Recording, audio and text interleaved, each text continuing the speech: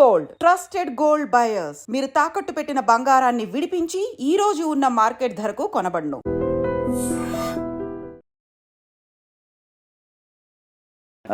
ఘర్షణ నుంచి మొదలుకొని తర్వాత అతడు also you played a very good role. Trivikram Srinivas గారు అంటే సినిమా అదే హీరో కింద మేము ఏదైతే శుభవేళ చేశానో దానికి దశరథ్ అని చెప్పి రైటర్ అనమాట. దశరథ్ త్రివిక్రమ్ గారు కూడా బాగా క్లోజ్గా ఉండేవారు. సో అలాగే అంటే అప్పట్లో ఒక టీమ్ లాగా ఉండేవారు అనమాట. ఈ నెంబర్ ఆఫ్ అప్కమింగ్ డైరెక్టర్స్ కానీ రైటర్స్ కానీ వీళ్ళంతా ఒక హ్యాంగ్అవుట్ ప్లేస్లో కలవడం ఇది అది అంతా. సో ఆ రకంగా ఇలాగ త్రివిక్రమ్ శ్రీనివాస్ గారిని వెళ్ళి కలుద్దాం అనుకుని ఫస్ట్ టైం వెళ్ళి కలిశాను ఆఫీస్లో. సార్ ఇలాగ తెలుసు కదండి, I want to get back again, ఏమైనా ఉంటే చెప్పండి సార్ అంటే అస్సలు ఎంత నవ్వుతో పలకరిస్తారండి త్రివిక్రమ్. ఎప్పుడైనా మాట్లాడి కలిసారా మీరు? కలిసాను. సో ఎంత వార్మ్ రిసెప్షన్ ఉంటుందంటే ఆయన దగ్గర. సో ఆయన వెంటనే చెప్పారు మనం చేద్దాం రవి అని చెప్పేసి అతడు సినిమా ఆఫర్ వచ్చిందనమాట. ఐ మీన్ ఈ సినిమాలు ఈ మెయిన్ సినిమాలు అన్నీ కాకుండా అసలు మొత్తం ఎన్ని సినిమాలు చేశారు రవి గారు? ఐ డోంట్ నో అండి, నేను ట్రాక్ చేయలేదు కానీ బట్ 200 అయితే షూర్గా అయ్యి ఉంటుంది అనుకుంటున్నాను. అంటే we just look at how destiny opened up doors for you. ఎంత బ్యూటిఫుల్గా ఒకదాని తర్వాత ఒకటి వాటంతట అవే వచ్చావు కదా. కొంచెం మీ ప్రయత్నం అక్కడక్కడ ఉన్నా కూడా ఇనిషియల్గా, కానీ తర్వాత అస్సలు నేను నా ప్రయత్నం లోపమే జరుగుతుందేమో అనిపిస్తుంది అప్పుడప్పుడు. అంటే సమ్వేర్ ఈ సినిమా కెరియర్ అనేది స్కిల్ నేర్చుకోవడం ఎంత ఇంపార్టెంటో ఆ స్కిల్లో ఒక భాగమైన మార్కెటింగ్ చేసుకోవడం చాలా ఇంపార్టెంట్. అవును కదా. అది ఆ భాగాన్ని మనకి యూజువల్గా మనం ఏ కెరియర్కి కూడా ఎవరు సరిగ్గా ఎక్స్ప్లెయిన్ చేయరు. ఏముందిరా నీలో టాలెంట్ ఉంటే నీకే వస్తుంది కదా అని ఒక తప్పుడు ఆలోచనతోటి మనం ఉంటాం అనమాట. లేదా మనం మార్కెట్ చేసుకోకపోతే మనకి డెఫినెట్గా వెనకుండిపోతాం అనేది తెలుసుకుంటే మంచిది. అవును, కరెక్టే. అది మార్కెటింగ్ చాలా అవసరం. మీ ఇంటర్వ్యూస్ అసలు దాదాపు లేవనే చెప్పాలి. లేదండి, ఎప్పుడో 2010-11 టైంలో ఒక ఇంటర్వ్యూ ఒకటి ఇచ్చినట్టున్నారు. ఇప్పుడు ఆ తర్వాత ఇదే ఇంటర్వ్యూ.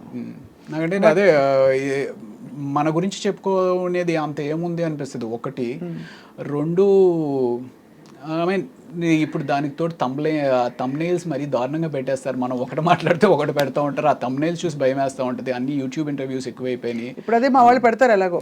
ఆ రోజు చిరంజీవికి ఏమైందంటే అని ఏ చిరంజీవి చెప్పరు కాబట్టి. సో ఈ తమ్నెయిల్స్ చూస్తే నాకు సగం భయం వేసి అసలు ఈ యూట్యూబ్ ఇంటర్వ్యూస్ అనేది లేదు. మేము మంచోళ్ళం, will try to be good people. లేదండి, జనం కూడా అట్రాక్ట్ చేయాలంటే చెప్పాలి, ఏదో ఒకటి కాంట్రవర్సీ ఉండాలి, కాన్ఫ్లిక్ట్ ఉండాలి. లేకపోతే జనం యూనో అసలు మన వైపే తిరిగి చూడరు. నేనేమో నాన్ కాంట్రవర్షియల్, ఎవరితోటి గొడవలు పెట్టుకుని ఎందుకు అనిపిస్తుంది. సో అందుకని ఎలాగో ఇంట్రెస్ట్ ఉండదు కదా ఇవ్వను ఇంటర్వ్యూస్. బట్ ఓవరాల్గా 200 చిత్రాలు, ఆల్మోస్ట్ 20-25 ఇయర్స్ లోపు అంటే సంవత్సరానికి దాదాపు 7-8 సినిమాలు పడుతున్నాయి మీకు ఈజీలీ. దట్స్ అ గ్రేట్ ఇది కదండి. ఇంకా ఎక్కువ చేయాలని అనిపించిందా మీకు? ఇంకా ఎక్కువ చేయాలని కాదు కానీ అట్లీస్ట్ 3 సీన్స్ అయినా ఉంటే బాగుండు అనిపిస్తూ ఉంటుంది. అంటే సినిమాలో 2 సీన్సే, ఆ 2 సీన్స్ అయినప్పటికీ లక్కీగా నాకంటూ ఒక రికగ్నిషన్ అనేది ఉంది. లక్కీగా రికగ్నిషన్ అయితే ఉంది. ఆ 2 సీన్స్ కన్నా ఒక్క 3వ సీన్ కూడా పడితే బాగుండని ఆశ బాగా ఉంటుంది. 2 సీన్స్ అంటే మనకి ఎన్ని రోజులు, ఒక 4-5 డేస్ ఉంటుందా పర్ మంత్? లేదండి, 2 సీన్స్ అంటే డిపెండ్స్ ఆ సీన్ బట్టి. But rest of the time what you do Ravi Prakash గారు? నేను అదర్వైజ్ అంటే బిజీగానే ఉంటాం. షూటింగ్ లాస్ట్ ఈ 3-4 ఇయర్స్ నుంచి కొంచెం కరోనా తర్వాత కొంచెం స్లో అయింది, కానీ మామూలుగా షూటింగ్, మళ్ళీ దాని తాలూకు డబ్బింగ్, మళ్ళీ ఏదో ప్యాచ్ వర్క్ అంటారు, ఇలాగే నడిచిపోతుంది అంతేనా? అంతే. అది కాకుండా నేను 2013లో వల్లవనుకు పుల్లు మాయుధం అని చెప్పి మర్యాద రమణ తమిళ్లో చేశారు. సో వాళ్ళ అసిస్టెంట్ డైరెక్టర్ ఒక అతను వచ్చి, నేనేదో ప్రతినిధి అని చెప్పి నారా రోహిత్ సినిమా చేస్తూ ఉన్నప్పుడు ఆయన వచ్చి నన్ను చూసి, సార్ మేము ఒక క్యారెక్టర్ అనుకుంటున్నామండి అంటే, ఏం సినిమా అంటే అదే మర్యాద రామలో నాకు సూట్ అయ్యేది మహా అయితే బ్రహ్మాజీ గారు చేసిన బావ క్యారెక్టర్ అనుకున్నా. లేదండి, హీరోయిన్ బ్రదర్ అన్నారు. హీరోయిన్ బ్రదర్ నేను ఎక్కడ సూట్ అవుతాను రా బాబు, ఎందుకు వచ్చింది సరే అయితే అన్నట్టు. I mean that's a very important role actually మర్యాద రామన్నలో, బ్రదర్ క్యారెక్టర్. దానికోసం అని చెప్పి నేను ఆల్మోస్ట్ ఒక 10 kgs వెయిట్ పుట్ ఆన్ చేశాను అనమాట. Like my shoulder was this much huge and జిమ్కి వెళ్ళి బాగా వెయిట్ పుట్ ఆన్ చేశాను. ఒక బ్యాడ్ అన్నయ్య అందులో.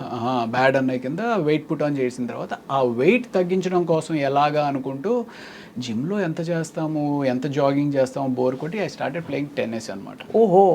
సో ఆ 2013 నుంచి ఆల్మోస్ట్ ఒక దట్ బికేమ్ ప్యాషన్ అంటే హాబీ బికేమ్ ఎ ప్యాషన్ అనమాట tennis. So I love playing tennis. Almost ఒక 10 years విపరీతంగా ఆడాను. ఇప్పుడు కొంచెం తగ్గించానులేండి. అంటే వెయిట్ లూజ్ అవుతారంటే టెన్నిస్ అంటే ఇట్స్ కార్డియో కదా sport. Any sport is like అంటే any sport is just not a sport and it's teaches you life. You know ఓడిపోవడం, గెలవడం, మనని మోటివేట్ చేసుకోవడం, ఆ పర్టికులర్ కోర్ట్లో ఉన్నప్పుడు అవతల వాడు ఏం ఆలోచిస్తున్నాడు, మనం ఏం ఆలోచిస్తున్నాడు, మోర్ దెన్ ఎనీథింగ్ నీ ప్రపంచాన్ని మర్చిపోయి వేరే ప్రపంచంలోకి వచ్చి ఒక 1-2 hours నీ టెన్షన్స్ అన్నింటిని పక్కన పెట్టి బాల్ మీదే ఫోకస్ చేస్తాం.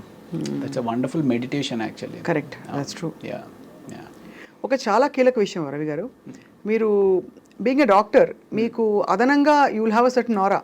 Because I believe people who are educated, especially technically qualified in a specific field, వాళ్ళకు ఒక ఆరా వచ్చేస్తుంది ఆటోమేటిక్గా ప్రాక్టీస్ చేయకపోయినా. అది మీకు ఇండస్ట్రీలో లభించిందా extra respect or extra that small cherry? Maybe yeah definitely ఉంటుందండి. చదువుకుని డాక్టర్ అంటారు కదా, డాక్టర్ చదివాడు కదా అన్నట్టుగా. అందులో ఒక 2 situations చెప్పాలి అంటే తేజ గారు మీకు వినే ఉంటారు, ఆర్టిస్టులు సరిగ్గా పర్ఫామ్ చేయకపోతే కొడతారు. మీరు మిమ్మల్ని కొట్టలేదని 1-2 సార్లు. ఇప్పుడు అదేం అర్థమయ్యేది కాదు, ఏదో చెప్తారు ఇలా కొడతారండి అని అనేవారు మా సెట్స్ మీద. అయితే నేను ఒకళ్ళని ఎవరికో పడినట్టు ఉన్నాయండి, పడింది. సో అయితే నాకు ఇలా ఒకసారి ఎప్పుడో అన్నారనమాట, డాక్టర్ వైపే బతికిపోయావా నువ్వు అని చెప్పి. సో అక్కడ ఒక చోట కాపాడింది, అంటే అక్కడ గౌరవం నిలబడింది. తర్వాత ఫైట్ మాస్టర్ కనల్ కన్నన్ అని చెప్పి ఒక అతను ఉన్నాడులేండి, చాలా అప్పట్లో ఫేమస్, 2003-2004. ఆయన ఏదో ఒక ఫైట్ సీన్లో అంటే ఇంక ఏ క్యారెక్టర్ వస్తే ఆ క్యారెక్టర్, ఏ సినిమా అయితే ఆ సినిమాకి వెళ్ళిపోతూ ఉండేవాళ్ళం అనమాట. అందులో ఈ రౌడీ బ్యాచ్తో పాటు నేను కూడా ఉన్నాను. ఆ రౌడీ బ్యాచ్ని తిట్టినట్టు నన్ను కూడా పట్టుకుని తిట్టేస్తున్నాను. అప్పుడు మధ్యాహ్నానికి ఎవరో చెప్పారు, సార్ అతను డాక్టర్ చదివారండి, సినిమాలు చేస్తున్నారు అంటే. అప్పుడు ఆయన పిలిచి నన్ను పక్కకు పిలిచి, ఏమబ్బా నువ్వు ఎందుకు చేస్తున్నావు ఇదంతా, ఎందుకు వెళ్ళిపోవచ్చు కదా, మెడిసిన్ చేసుకున్నావు కదా ఇది అని చెప్పి అప్పటి నుంచి ఇంకా ఆయన బాడీ లాంగ్వేజ్ మారింది. These are 2 occasions. ఇది కాకుండా కూడా ఇంకా ఓవరాల్గా ప్రాబబ్లీ మెడిసిన్ చదివాను అనే ఒక రెస్పెక్ట్ తోటి ఇన్ని సంవత్సరాలు కూడా కంటిన్యూ అవుతున్నానేమో. That's what. And one more crucial thing, what is my market worth అని తెలుసుకోవడం చాలా కష్టం, especially for a character artist. అది 10,000 నుంచి 10 లక్షల దాకా ఏమైనా ఉండొచ్చు. సో అది మీరు ఎలా అంటే ఆ గ్రూవ్లోకి ఎలా వచ్చారు? ఓ రవిప్రకాష్ గారా, ఓకే ఆయన కాల్ షీట్ డైలీ ఇంత, లేకపోతే కాల్ షీట్ ఇంత అని ఆ గ్రూవ్లోకి ఎలా తెలుసుకున్నారు? మీరు మేనేజర్ పెట్టుకున్నారా లేకపోతే? నేను మేనేజర్ని అంటే ఉండేవారు కానీ, బట్